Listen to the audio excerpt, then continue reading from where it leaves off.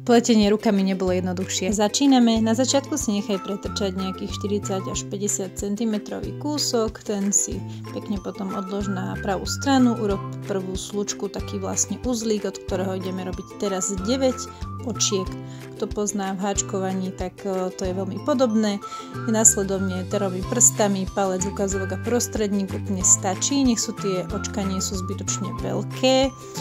Nepchaj tam teda celú ruku a takto postupne ako vyvlečieš, len tak pootoč a znovu naber ďalšie očko, pootoč, naber ďalšie a sprav ich takto 9. Teraz, keď ich máš 9, tak máš to takýto krásny zapletanec, môžeš ho trošku ešte poupraviť, aby nebolo vidieť tie stredové časti a ideme ho spojiť do kruhu.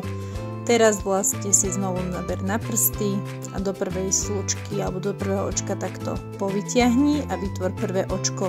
Nejdeme teraz robiť ako pri tej reťazke, ale vedľa znovu do ďalšej urobíš ďalšiu slučku, ktorá bude rovnako vysoká.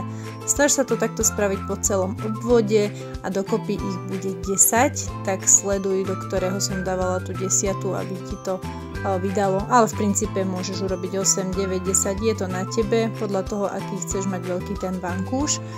Toto klbko vystačilo priamo na jeden aj s výplňou.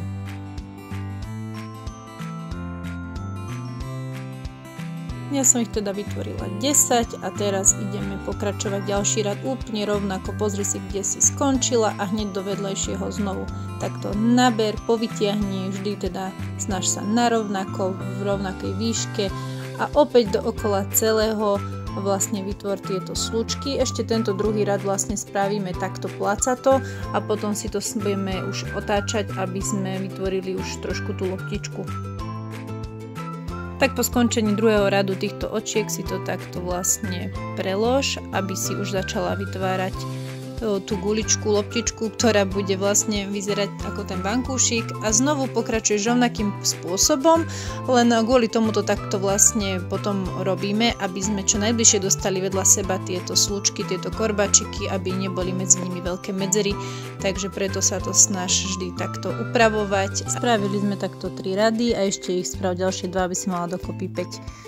Takto som spravila teda 5 radov a ideme vlastne ukončiť vrch. Teraz si to teda pretoč, postav si.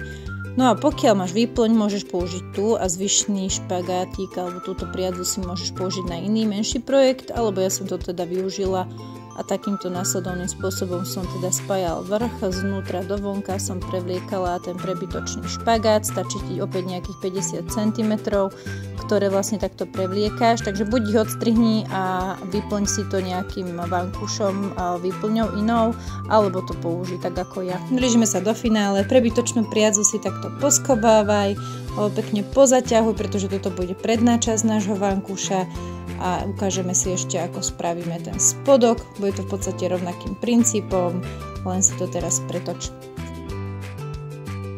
A toto bol dôvod, prečo sme si nechali predĺženú časť na začiatku, teda ten prebytočný špagát takýmto spôsobom cez každé očko prevlečieme, zatiahneme a vytvoríme teda tak uzatvorenie tohoto vankúša, ktorý takýmto spôsobom bude tvoriť vlastne zadnú časť. Vankúšik máme hotový, ja som teda minula celé klbko, ale vravím, mohla by si kľudne použiť inú výplň dovnútra a tak ti môže ešte zvýšiť na nejaký menší projekt.